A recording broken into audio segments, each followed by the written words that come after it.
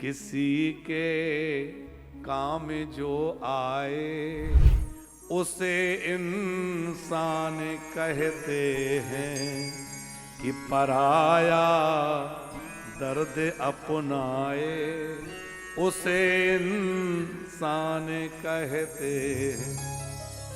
यूं भरने को तो दुनिया में पशु भी पेट भरते हैं, यूं भरने को तो दुनिया में पशु भी पेट भरते हैं। कि जो बंदा बांट कर खाए, जो बंदा बांट कर खाए उसे इंसान कहते हैं।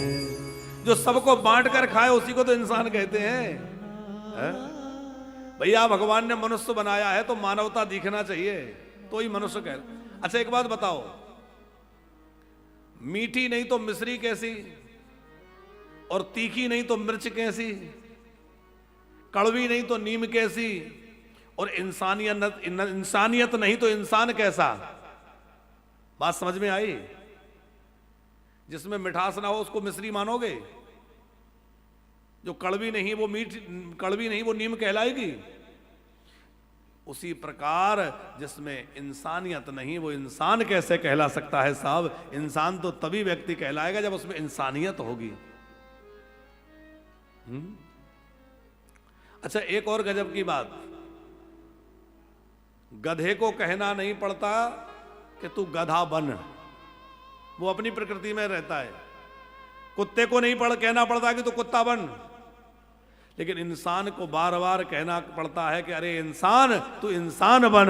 लेकिन इंसान इंसान नहीं बन पाता, शैतान बन जाता है। बनता है कि नहीं? आज एक दूसरे को लोग लूटने में, शोषण करने में, सताने में लगे हुए हैं। ये क्या इंसानियत है? अरे इंसानियत का मतलब है लोगों के दुख बांटें, लोगों के दर्द बांटें, लोगों के काम आए। कल हमने सुना कि शिशुपाल रुक्मणी जी से विवाह करना चाहता था। शिशुपाल बारात लेके आया। शिशुपाल किसे कहते हैं समझते हो आप लोग?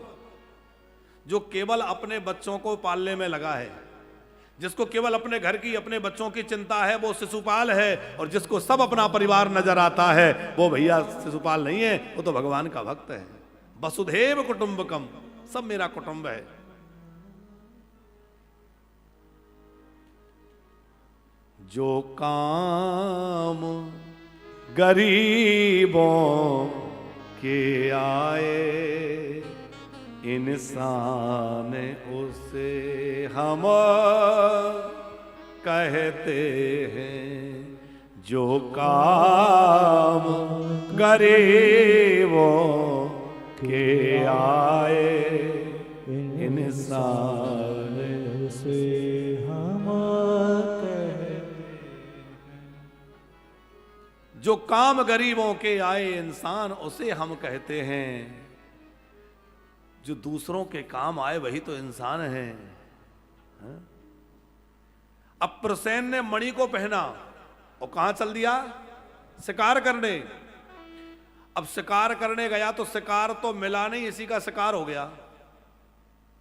गर्ग जी, हम लोग कोई चमकीली वस्तु या उजाले की कोई चीज अपने पर लटका लें तो हम तो दिखेंगे उजाले में, और बहुत दूर की चीजें हमें नहीं दिख रही क्योंकि हम तो उजाले में हैं और हिंसक पशु अंधेरे में। तो किसी सिंह ने इसके ऊपर आक्रमण कर दिया और ये प्रसेन मारा गया। अब जब 2 दिन हो गए भाई नहीं लौटा तो सत्राजित को बड़ी चिंता होने लगी। अभी तक भाई आया नहीं, कहां गया, क्या हुआ?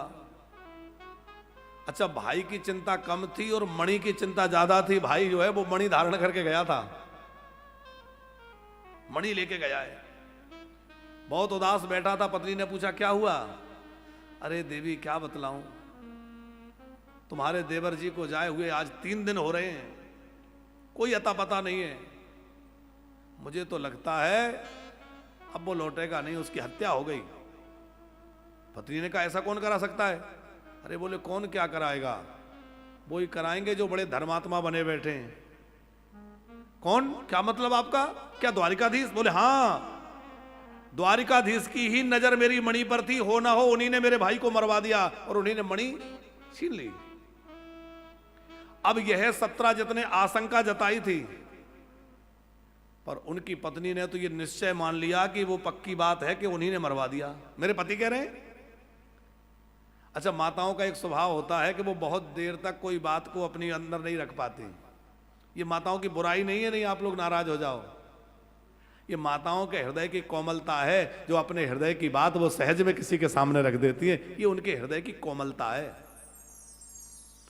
वो पता होगा आपको कि कुंती माता को श्राप दे दिया था, पता है आप लोगों को? नहीं है। कर्ण जो है वो कुंती के पुत्र हैं, बड़े बेटे कर्ण हैं, सूर्य नारायण भगवान ने कृपा करके वरदान के रूप में दिए थे। पर उस समय इनका विवाह नहीं हुआ था, तो इन्हें लगा लोग क्या कहेंगे कि कुंवारे में बेटा कैसे हो गया। अब वो तो देवताओं ने दिया था, सूर्य भगवान ने दिया था, पर डर के कारण कुंती ने उस बालक को एक मंजूसा में रख करके, एक टोकरी में रख करके और नदी में बहा दिया। नदी में बहते हुए उस बालक को